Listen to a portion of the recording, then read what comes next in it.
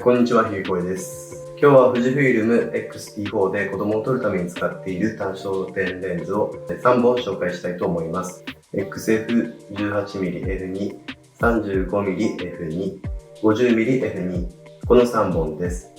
富士の単焦点の中ではコンパクトプライムというジャンルの比較的小さいレンズなんですけど、こ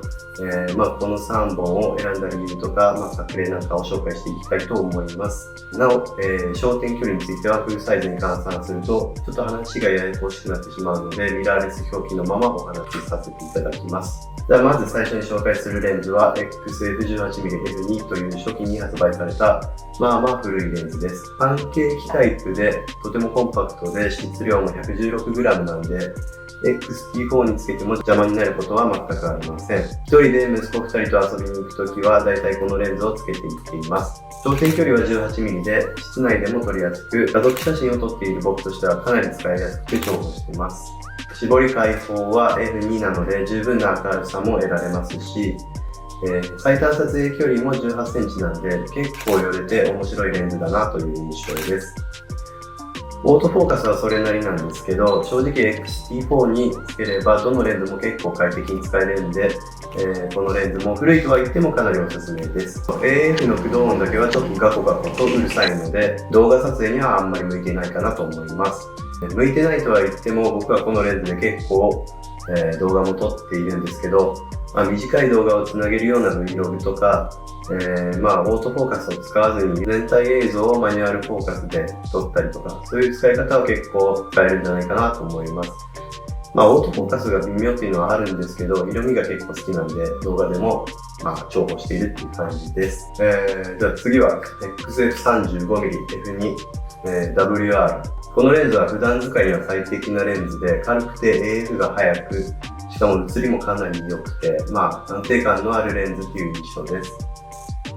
先端に向けてレンズが、少し細くなっている形も結構好みで、富士のどんなボディにも合うかなというふうに思っています。APS-C の 35mm は一番無難というか、撮りやすい距離感なんじゃないかなと思っているんで、富士のミラーレスを買ったら一番最初に買う選択肢に入るレンズだと思います。このレンズは最短撮影距離が 35cm なんで、そこそこ寄れるけど、めちゃめちゃ寄れるわけじゃないっていう感じですね。絞り開放は F2 なんですけど、ライバルというか35mm 同じ価格が F1.4 っていう紙レンズと呼ばれるものがあるんで、こちらで、この F2 と 1.4 でどっちを選ぶかっていうのが一番最初に迷うところかなと思います。僕も一番最初は F1.4 を買って今 F2 を使っているという感じなんですけど、その辺のお話はまた別動画でちょっと撮ってお伝えできればいいなと思っています。オートフォーカスは結構速くて駆動音もすごく静かで安定感があるんで、本当に優等生っていう感じのレンズです。描写もすっきりはっきりで万人受けしそうな感じで、ちょっと F1.4 と比べると面白みに欠ける部分はあるかなとは思うんですけど、常に85点以上を出し続けてくれる本当に素晴らしいレンズだと思っています。ただ全然子供を撮る僕としては、実際は満点なんですけどね。あともちろん動画でも活躍してくれているので、今はこのレンズなしに僕の YouTube ライフはどうにもならないかなっていうふうに思っています。そうですね、一番語ることも多くて作例もまだまだたくさんあるんで、後日改めてレビューしたいと思ってます。次は XF50mm F2 です。このレンズはすでにレビュー動画を上げているんですが、個人的にかなり気に入っているレンズで、レンズ自体もスタイリッシュな見た目で、機能面も写りもかなりおすすめです。焦点距離は 50mm で、絞りは開放 F2 です。で、ミラーレスの 50mm っていうのはフルサイズ換算にすると中望遠になるんで、いつも自分が目で見ている景色とか、そういったものと違った光景や人物像が見えてくるちょっと面白いレンズかなっていうふうに僕は思ってます。そしてこれが5万円以下で買えるんですけど、そこの魅力がぶっちゃけかなり大きいかなと僕は思ってます。細かいところを見ると最短撮影距離は 39cm で 56mm F1.2 かなが最短 70cm なんで、それと比べると断然寄れるっていう感じですね。質量は 200g なんで、そこも軽くてかなり魅力的な部分だと思ってます。プレイはこんな感じなんですけど、写真はもちろん動画も結構面白い映像が撮れます。素撮り動画にも僕は結構使ってるんで、その辺もおすすめのところです。オートフォーカスも早く、かなり静かなんで、すごくおすすめなんで、使ってみていただければなと思います。この3本が今僕が使っている富士フイルムの純正単焦点レンズなんですけど、共通点が軽くコンパクトで102ということです。このレンズたちが残った理由は、僕のメインの被写体が子供で家族で公園で遊ぶことが多いからです。富士の単焦点は他にも魅力的なレンズがたくさんあるんですけど、失敗が少なく子供とも遊びながら撮りやすいレンズっていう風なことを考えると、絞っていったらこの3本は今 35mm 撮ってるんですけど、その3本は外せなかったっていう感じですね。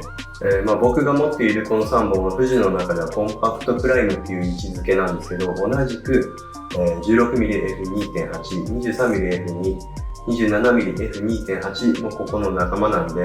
この辺もお子さんを撮るなら選びやすいところかなと思います。大きいレンズでも問題ないと思う方や、描写をもっとこだわりたいなって思う方は、近い焦点距離の F 値が小さい F1.4、1.2、1.0 とか、そのあたりを選ぶのがいいですね。富士フイルムはこのあたりの選択肢を単焦点できっちり揃えているのがかなり悩ましいところでもあるんですけど、描写にこだわるかコンパクトで取り回しのいいレンズを選ぶかということで積み分けがきっちりできているんで、その辺はやっぱり魅力的な部分かなと思います。ちなみに 23mmF2 も持ってたんですけど、X100F とか X100V と焦点距離が被るので手放しました。これも全然良かったんですけど、また買う可能性はあるっちゃあると思うんですけど、X100F とか 100V の方がちょっと良かったなっていう印象です。といった感じで、まとめてみようと思うんですけど、XT4 はオートフォーカスが速いんで、どんなレンズでもマッチしますし、形ももうザ・カメラっていう感じなんで、結構いろんなレンズが似合うと思います。プロシリーズはちょっと似合わないレンズもあったんですけど、その点 P シリーズは似合う似合わないという観点から見ると選択肢もかなり広くて、ボディ自体もかなりおすすめだなと思っています。今回紹介したレンズ以外にも使ったことのあるレンズもあるので、また別の動画で 35mm のレンズ比較なんかもできればいいなと思っています。そして今まで持っていたレンズの作例や感想、いった理由なんかもお話しできればいいなと思います。というわけでこんな感じで今日は締めようと思うんですけど、富士が好きな方や富士に移行を考えている方、特に富士フイルムを使ってお子さんを撮られる方は、もしよかったらチャンネル登録をお願いします。そして次回の動画は今使っているマニュアルフォーカスのレンズに焦点を当てて紹介していこうと思ってます。ではそろそろ終わろうと思います。高評価ボタンも押していただけると嬉しいです。それではご視聴ありがとうございました。それではまた。